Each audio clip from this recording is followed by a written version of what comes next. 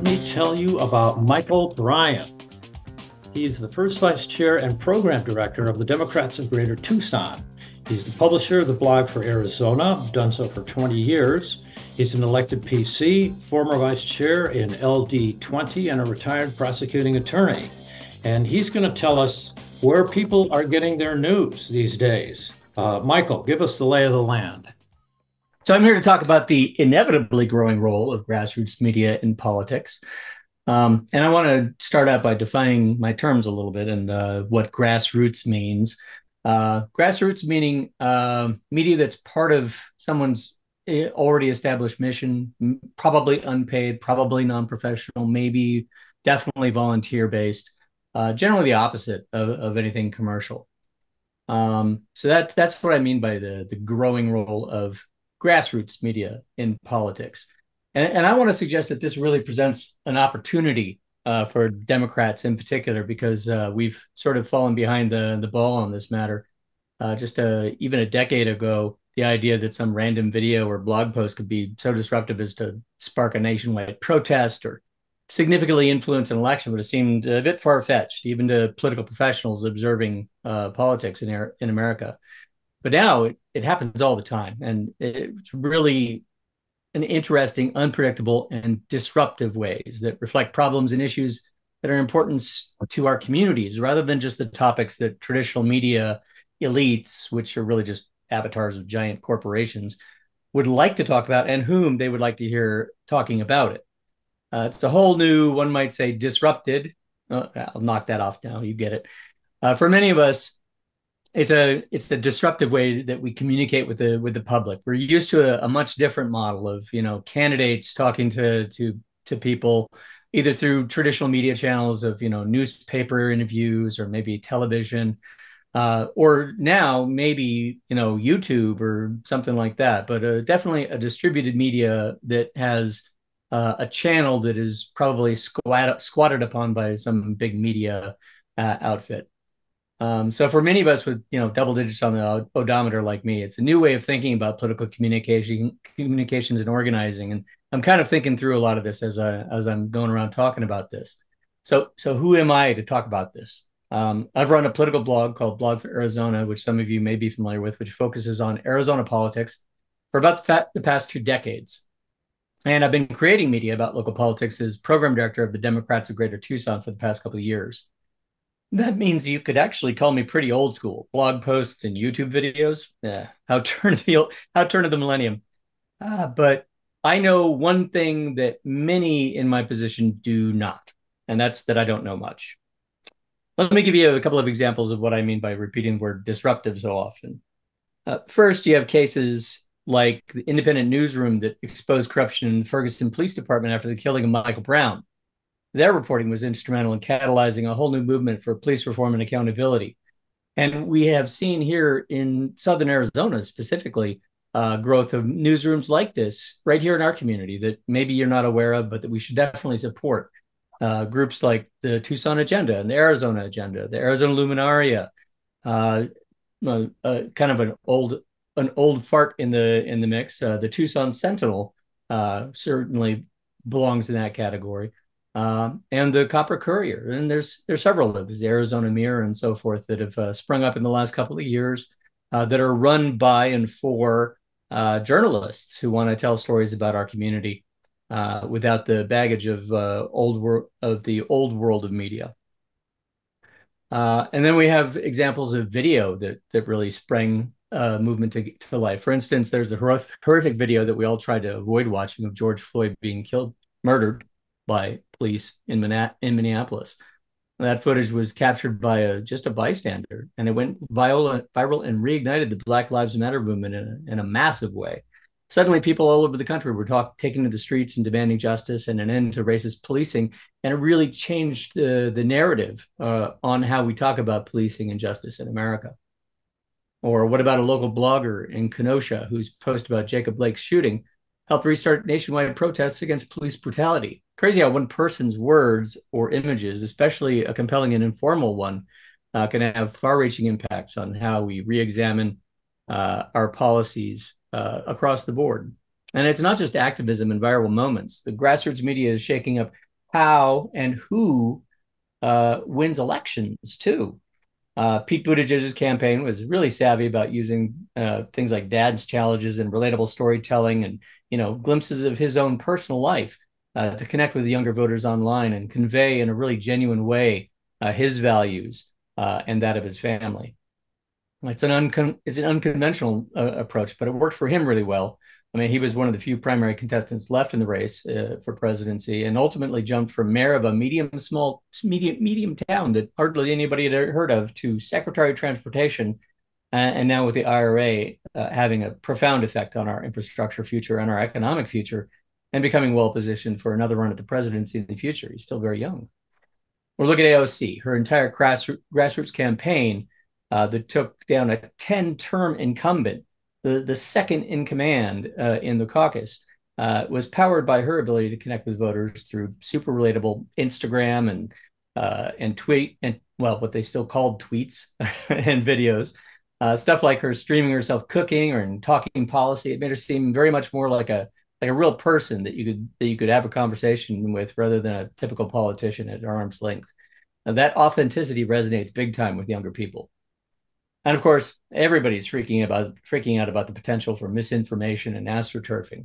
We will see more of this as soon as yesterday, I guess. The wide availability and low cost of generative AI to create misinformation and disinformation, that's the scariest part, with basically no budget, is going to have unpredictable and, again, disruptive effects that I won't even pretend to be able to predict. But I can predict that it will have a massive effect. Overall, I think this rise of viral citizen-driven media is a fascinating phenomenon. It's unpredictable, it's organic, and it's giving voice to people and stories that might otherwise be overlooked. And it is, in my view, a very good thing. And it's at its best, it'll make our politics more diverse, more connected to the real concerns of average people, and put more and more people like you and me at the center of the political discourse. We don't really know what will be the next viral big video or blog post and how it'll shape the conversation. But one thing's for sure, this is a space we need to all be paying close attention to and participating in. The game's changing, and grassroots media is playing a bigger role and an ever growing role than ever before. And I think that's inevitable and a great thing. I mean, pretty much everybody's on social media these days, especially our younger generations and voters. As Larry mentioned at the top of the hour, I mean, it's an unusual person under 50 who reads a newspaper anymore these days, or a magazine, or watches a nightly news broadcast, or even cable news like Fox or CNN or MSNBC. Our social maps and technologies that we use to communicate with each other directly are really overlapping with and taking over our media consumption patterns. And soon they're simply going to be congruent sets. I mean, we'll go on to, whatever the latest social channel is, and that's where we will get our news and information from our friends and family who we already trust to have vetted this stuff for us. So yeah, young people, more and more are getting their election news and all their news from, directly from platforms like, concerningly, Facebook and TikTok and Instagram, Twitter, Snapchat. It's an incredibly direct line of communication to an entire block of the electorate that we're really not even playing for right now. I mean, we've seen candidates use viral social media posts and videos to raise their profiles. And savvy politicians and campaigns are realizing they can't just rely on traditional outreach like TV ads and door knocking, or even internet ads anymore. They really have to meet voters in a genuine way where they already are scrolling in their social feeds. So we've seen candidates like AOC and Beto O'Rourke and even an older generation like Bernie Sanders. So, he proves the rule that just having gray hair doesn't preclude you from playing in this space. They can gain massive popularity and fundraising power through social media that really resonates with people by meeting them on the internet and finding them with the issues that matter to them. So we as a party have to go way beyond just sharing memes and clips and announcing our events through social media. Social media is becoming a key tool for actually driving voter turnout and mobilization and behavior and identity. In 2000, well, I'll skip that bit. At the end of the day, the politicians and activists who can authentically engage people through these channels are going to have a huge advantage in shaping the narrative and winning over voters. The game has fundamentally changed, and ignoring social media's role is like bringing a knife to a gunfight, or maybe a nuclear weapon fight. So whether you're running for city council or trying to build support for climate policy, you better have a strong social media game plan, because I can guarantee you your opposition will. It's not just a fad, it's the new central strategy of political campaigning. So what do all these examples I've given of the new grassroots ecosystem growing now have in common? These compelling stories and narratives are emerging from candidates and social media, and they're not coming from the parties in general.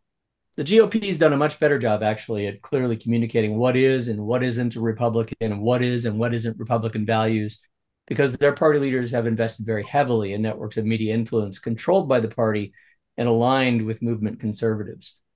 We see that through, media companies established around the whole idea, like Getter and of course, Trump's social media enterprise, which is blowing my mind that that's worth billions of dollars. But we haven't been doing it as the Democratic Party. We really haven't made any institutional investments in approaching this. And, quite frankly, I don't know if we ever will. But we can engage more as the party at the grassroots. And that's one of the reasons I'm out here talking to folks like you, is because you are the people that need to be doing this. The GOP has, really done a much better job, and we have to catch up. If we don't invest in the talent and the cultivating the audience that we need in order to spread our message and spread our values, we're going to fall further and further behind. So we have to do better. And we have to learn all over again how to influence voters and draw people into our coalition based on our values and our policies.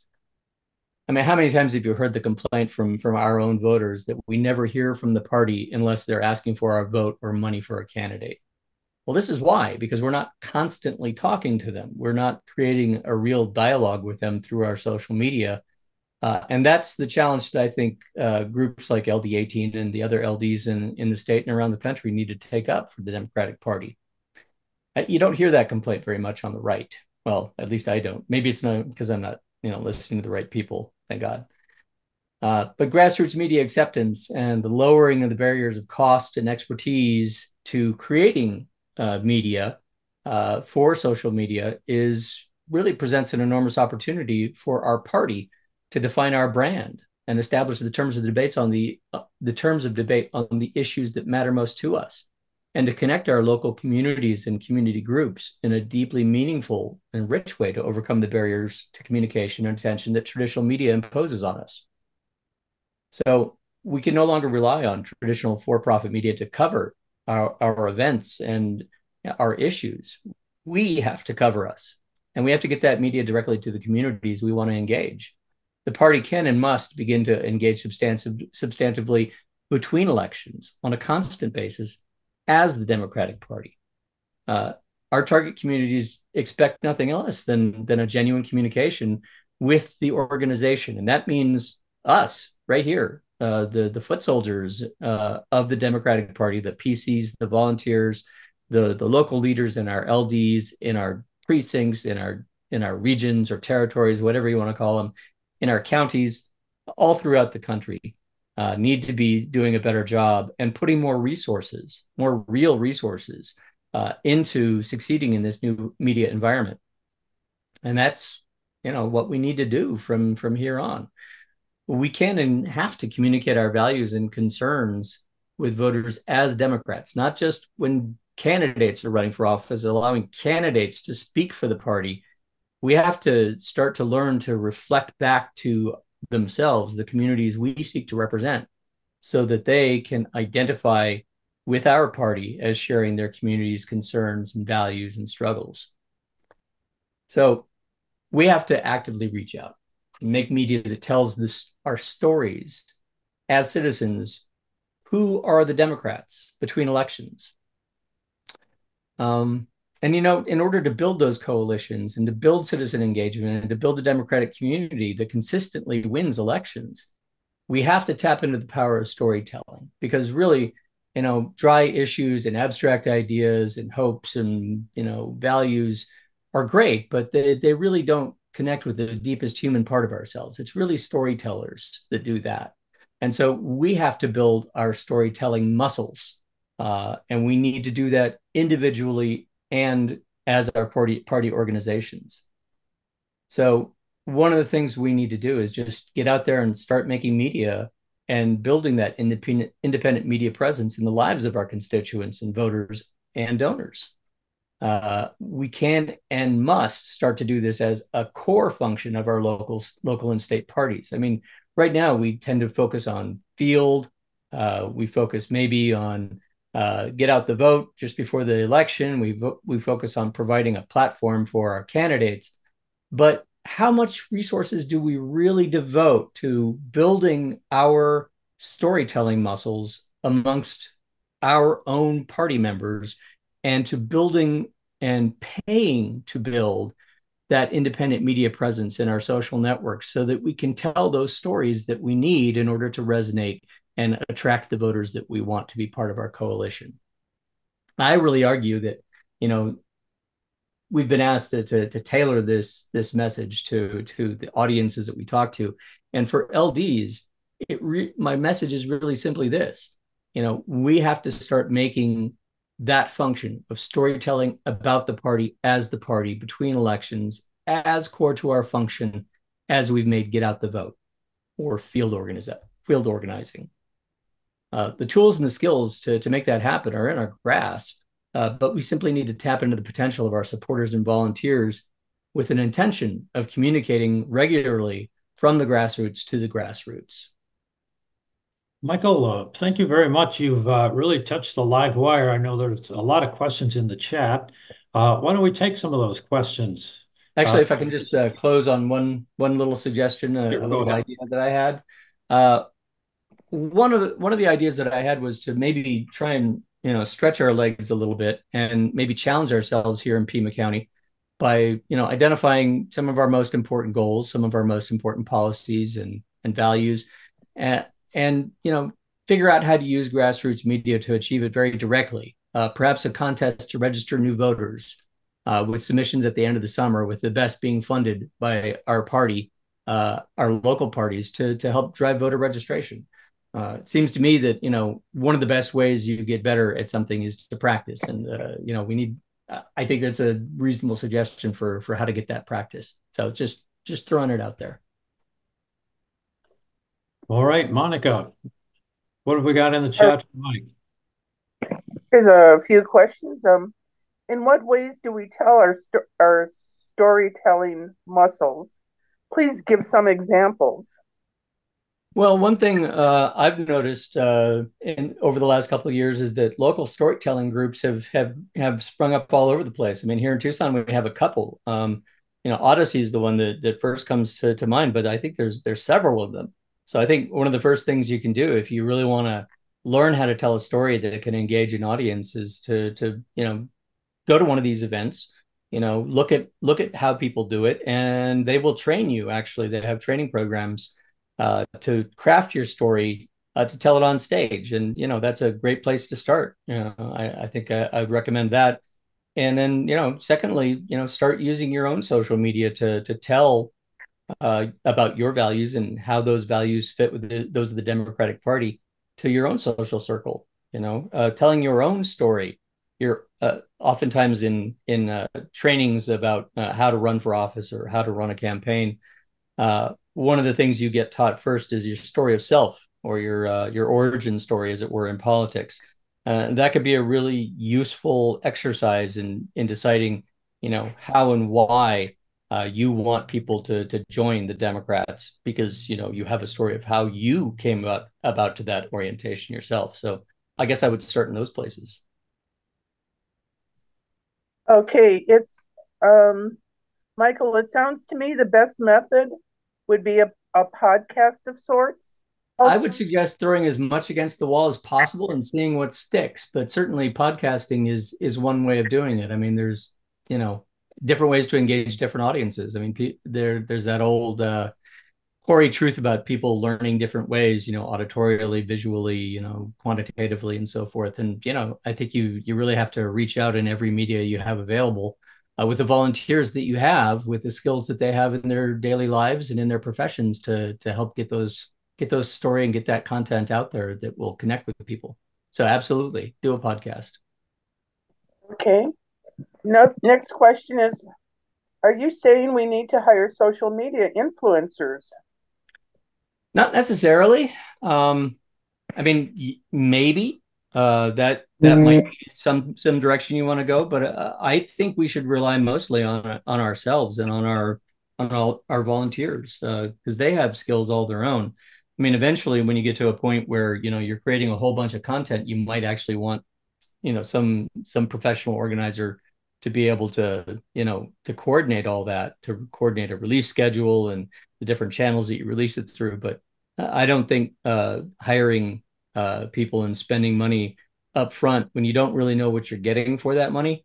Uh, Social media influencers are notoriously scammy when it comes to actually marketing a product and actually having an impact. But there's a very, very long tail on that, and very few social media influencers are actually any good at it. And so I think we need to discover those who discover that gift in themselves. Okay, the next question is, are there any plans or activities to use socials for a voter registration campaign? Is there a recommended channel to reach prospective Dems? Well, I mean, right now the most popular means of social communication channels amongst young people are Instagram and TikTok. I mean, they seem to really be gravitating toward the short video format currently. And so, my recommendation would be to meet them where they are and make short video content and graphic content that works well in those media, in order to help register kids to get, well, I say kids, young adults, to get motivated to vote and to get registered to vote. I mean, and it's only by making it a positive social value and immediately necessary for their lives that you're going to get them to participate. We need to meet them where they are, and that's in those channels that are short video these days. But that'll change. It's constantly changing. Another question is, I heard that the pro-Trump to pro-Biden TikTok posts are 4-1. What should we do about this? Well, I don't know where that statistic comes from. Maybe it's true, maybe it's not. I don't know. But certainly, if we're not doing everything we can in order to encourage young people who are already in our coalition to create content that would compel, their peers and family members and friends to become part of the Democratic Party and to vote Democratic, then we're really leaving a tool in the toolbox that obviously maybe the Republicans are using more effectively than we are. So I think maybe something like a contest, this summer for voter registration might be a good place to start. Just one suggestion though. I'm sure there's plenty of ideas out there, and people who haven't even thought about it yet. We've got a comment from Nancy. As candidates, we do our own social media. The party boosts us, but doesn't provide social media managers for us. If everyone could share candidate and party posts, that would really help. Yeah, it certainly would. Yeah, we need to support our own and build our own networks. It can be really difficult. It took me years to build up a following of just 3,000 people on Twitter, and I gave it up recently because I couldn't put up with the cesspool that had become anymore. So I switched over to Threads and am rebuilding from there. And so, yeah, I know how hard it is for a campaign to launch and to try and build out a social network without any kind of institutional support. And that's one of the reasons why I think the party really needs to build that kind of, cohesive social media map into the party. That, one of the first things you do when you become a Democrat is, go to our social media and join up with that and get plugged into everything that comes down the line after that, including all our candidates. So yeah, we really should have a program and possibly even paid staff that does that sort of social media communication coordination. So yeah, that's a great idea, Nancy. Absolutely, I agree. There's a suggestion in the chat. How about featuring young activists, how they got interested in politics and what they are doing? Yeah, I think that could be really powerful. Why I'm a Democrat, how I became a Democrat, why the Democratic Party is important to me, with young voters. Absolutely. Like I said, I think storytelling about yourself and your community and those in it are really some of the most compelling, grassroots media we can make. Yeah, we definitely need to do that. I guess one more question. So the state and county party organizations don't already employ social media managers. It seems like that should have happened immediately after the 2016 election. Yeah. Yeah, you'd think so. But I don't think we necessarily even have to hire a whole bunch of people. I think there's plenty of people out there who have the professional skill set now that companies have realized that there's money to be made in them, there are tweets. There's a lot of people who actually have those professional competencies who would be perfectly willing to volunteer them for our parties at the grassroots.